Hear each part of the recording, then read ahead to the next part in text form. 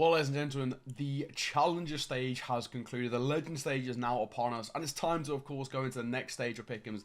There is roughly 24 hours as of the time of recording to get these locked in. As of the time of release, which will be, of course, later on this evening, you've probably got half a day left, so you've got to get these locked in here and now. I've done pretty well in my Challenger stage. We'll get on to kind of how I did in those picks in just a little bit. Did make a couple of outlandish statements on Twitter, hence why you see me here now wearing a lovely Greyhound jersey. I said they'd lose to Cloud9. I put my money where my mouth is and said, Cloud9 are going to take that one. How wrong I was. Credit to Greyhound. They proved me wrong. They were kind of one of the ones I got wrong. But we still did all right in the Challenger stage, and I'll get to them in a little bit. Then we can take a look at my Legend stage picks and what are we going for. And I do have a couple of things I've got to admit. So we'll take a look at all of those first, and then we'll get into towards my Legend stage picks. Well, ladies and gents, on your screen right now is the picks I went for the Challenger stage. Now, of course, if any of you saw my previous video, you will see there is a couple of changes. I did sort of bottle things a little bit. I think I originally had Imperial going 3-0 just because I kind of always do my 3-0 as a bit of a throwaway. I did that with Imperial, and then I realized there's no chance Imperial going 3-0. And they actually went 0-3. So thank God I didn't actually go for that. I went for OG, which actually wasn't even too bad of a shot, but I still didn't think OG were going to go through. Greyhound went 0-3, and I think if I'm right in saying the vast majority of people went Greyhound. I think I saw a statistic that was over 60% of people went for Greyhound going 0-3. And hence why I'm wearing the Greyhound jersey, they beat Cloud9. But as you can see, with the teams remaining, I got 7. 7 out of 7 on the bottom row, which means I got 7 out of 9 overall, which is pretty damn good, I gotta say. I had Gamer Legion in, I changed them last minute because I thought Big and Fury had a better shot. I got it right, man. I know what I'm doing. I bottled it for good reason, ladies and gentlemen. I put it on Twitter. So if any of you saw the tweet, you would have realized, you know, that's the place to go. Go and check out the Twitter, people. Anyway, that on my Challenger stage. Of course, hence why I've got a lovely, lovely, lovely silver coin to be rocking with. But now we can take a look at the Legend stage and how I'm going to be going with things there. And I do promise, whatever I pick here now is what I'll lock in. Now, as you can see, there is a lovely little silver coin there in the middle of your screen, looking pretty clean, I gotta say. I'm a fan of it already. Of course, Diamond is what we're hoping for. Diamond is what we're gonna get as well. But looking good so far. Of course, Challengers 7 out of 9, pretty damn good. We're looking for more of the same going in towards the Challenger, so we can get underway. As you can see, it does say update picks in the bottom right. The reason being is I did a bait tweet this morning where I just put kind of basically just like the standard like first, I mean like the first 4, and then I didn't put Liquid in, but I put in what did I put in? Like Sprout, I think, or stuff like that, basically. Just so I can narrow the interactions. Of course, Paladin nibbled, and he questioned Liquid, so job done. That's my goal done. But let me go from actual picks, and I'm going to go on the kind of the same methodology that I used for the Challenger stage to get 7 out of 9, which is basically just play it safe with the most of the picks. So to kick starts things nice and easy, FaZe and Na'Vi just to go through. I mean, I could, if I was going to be realistic, I'd probably actually put FaZe to go 3-0, but I don't want to risk it because, you know, if they get an upset loss, you saw C9, right? A lot of people put C9 as a 3-0 and they ended up going 3-2, right? So it's one of those things, you may as well just play it safe. You'd rather just get the picks off the back of, you know, having 5 out of the bottom 7, for example, more than anything else. But that's what I'm going to go for, because FaZe Na'Vi, pretty standard. I think even though Na'Vi look a little bit weak at the moment, I feel like it's not themselves. They should still make it to the playoffs, yeah, pretty comfortably. I mean, even with how open this major is right now, you know, with Vitality looking a little bit shaky towards a previous stage,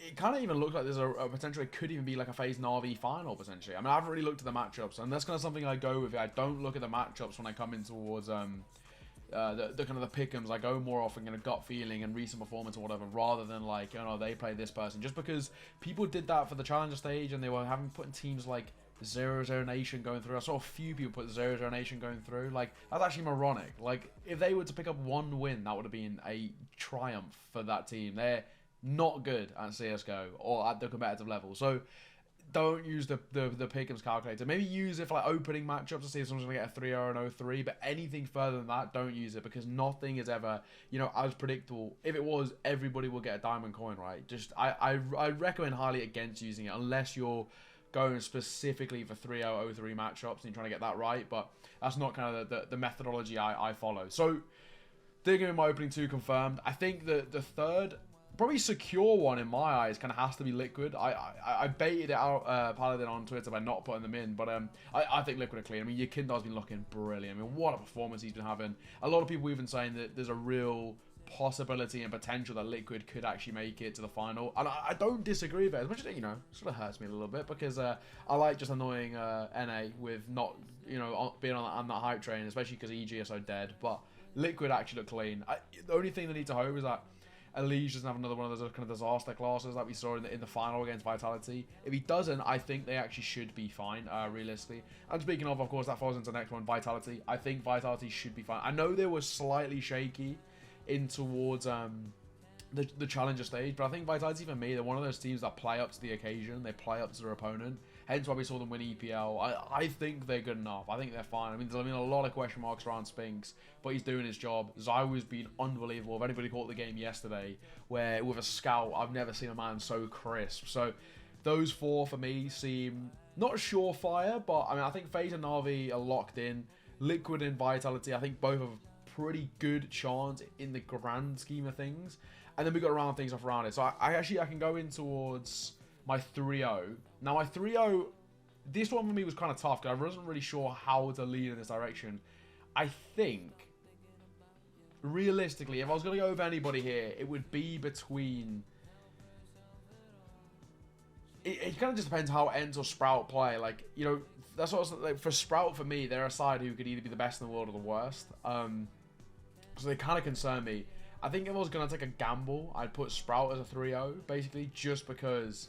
Not that I think they'll go 3-0, but just as a bit of a throwaway. I think maybe Ents look better. I mean, obviously they lost Spinks, but some Pius coming in has looked pretty decent. I think Ents potentially could be going through. For the other three, in terms of who will advance as well, also kind of difficult. There's a lot to choose from. I think, okay, my 0-3 in my mind seems like it's between... I'd probably even say between 2 or 3 of them being... I think Big is probably one of the favourites to go 0-3 in my eyes. Furia, just because I'm really not sold on Furia just yet. Or B&E. And I know B&E went 3-0 in the Challenger stage, but it's the playstyle, the way in which B&E play. It's so aggressive and it's so kind of puggy in a sense that against better teams, it can be quite hard to come against. However, if I'm right in saying, because they went 3-0, they got good seeding. So I think their opening game should mean that they won't go 0-3. I think they go against one of the kind of the 3-2 teams, if I'm right in saying, maybe, or maybe one of the like a Spirit Heroic. I think I can't remember off the top of my head, but I think B&E should be able to nab a win. So I think for me, I'm gonna go with Big. I'm not really sold yet on the youngsters. I mean, obviously, Sin's just doing his thing, right? But Sin and Crimbo, they're sometimes world beaters, other times, not. So I'm gonna go with them. I think for me, it would probably be between B&E, Big, Furia, but then again, outsiders haven't been fantastic, but they always seem to nab a win through like the most boring playstyle. So I'm gonna stick with Big. I think I actually put them on my bait one as well, because I think Big seem like they don't look that secure to me. Even though they were okay in challenges, I'm just not sold on the side as of kind of just yet. So that's what I'm gonna go. Now we get to a 3-0 and a 3 more teams to go through. I think I'll do the teams to go through first, as in I can kind of I can lock in some picks. I think Heroic seems like a pretty comfortable one. Of course, they lost an RV in Pro League in that first round of playoffs, but I think that tech pause really blew all the steam out of their sails. And yeah, it was quite unfortunate, but hey ho, it is what it is. I think around that, who do I go? Tough decisions here. Because there's still Nip and Spirit in play. Spirit have looked weak for me, and I don't think I'm going to go for Spirit. Because not only did they look slightly, to me, there's a lot slightly on edge, but also, the recent allegations around Wonderful, I don't know if that's going to mentally affect them at all, and I just don't want to take the risk. I think it's probably the best way to put it. So, for me, I'm not going to go with Spirit. Mouse is not even a bad shout as well. I mean, Mouse looked great. In Challenger stage, it looked fantastic. I think they looked, pretty clean overall. These youngsters have come in, and Psycho under the helmet as well has done a really solid job of kind of bringing these guys up to speed.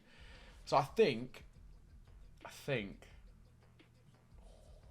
I'm gonna go NIP and Mouse. Seem like the better decision for me. I think for Cloud9, I'm just not sold on them anymore, because if Shiro doesn't turn up, they just get farmed, and everyone's going to be counter-strateging Shiro now. They kind of probably teams have realised that, right, we get rid of Shiro, we're fine. Like, we're going to win this. So I think, for me, I'm not going to lean in favour of them. I think I'm probably going to go NIP here, and then Mouse here. And then for my 3-0, between Ents and Sprout, it could either be Sprout just for the kind of the risk. Do you know what? I'm going to go Ents. I'm going to go Ents as my 3-0, basically, just because I think there's a world in which they...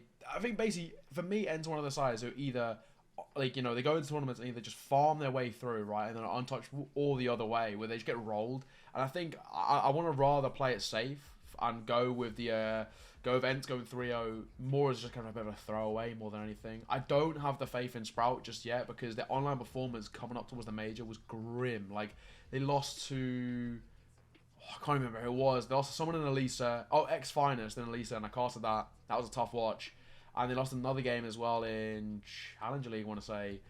Online form has been pretty shaky for them. I'm not fully sold on the Sprout side just yet. I think the players individually are really good, but not fully on that wavelength right now. Refresh really hasn't had the same impact that he kind of had previously. Spirit, I think it's looks shaky at the moment. I'm not sold on them at all for me, especially one before getting these allegations about match fixing and cheating and whatnot against him. Will that affect him mentally? Who knows? He seems to be a player who mentally is very on edge as well. So anything that affects him could be a little bit dicey.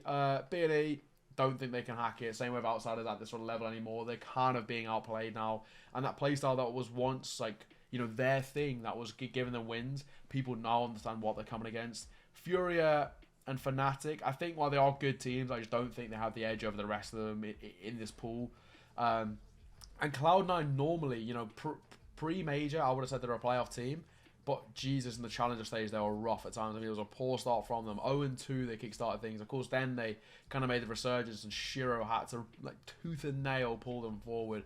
And I just think if teams counter-strike him specifically, they probably have a very good chance of winning things off. So I'm not going to lean in favour of Cloud9 because they just look very risky for me. So that's what I'm going to go with. Ents 3-0 is a bit of a throwaway. I don't really have the faith at all that they're going to find a Fedora. They might not even make it through, to be perfectly honest. It was between them and Sprouts to go 3-0 just as a bit of a throwaway. Big 0-3. I'm not fully confident in it, but I just think they look really shaky for me at the moment, and I'm kind of feeling risky. And hopefully, out of the rest, I can get myself some 5, so we can, you know, get a gold coin on towards the champion stage. But that's what I'm going to go with. Of course, if you haven't already, be sure to go and check out the Twitch and stuff. We've been doing watch parties for kind of most stages, and we'll continue doing them throughout the Legend stage. So go and check them out. I'm also raising money for Movember, as you can see with this slightly shoddy Tash. So I appreciate all the support over there. I'll leave all the links below. It's a great charity, great things it's doing as well for men's mental health and all the rest. So do appreciate it. For now though, this is what I'm going to lock in. So I'll lock it in. No more bait picks. This is actually what we're going to go for, and I won't make any changes from here on out. This is actually what I'm going to lock in.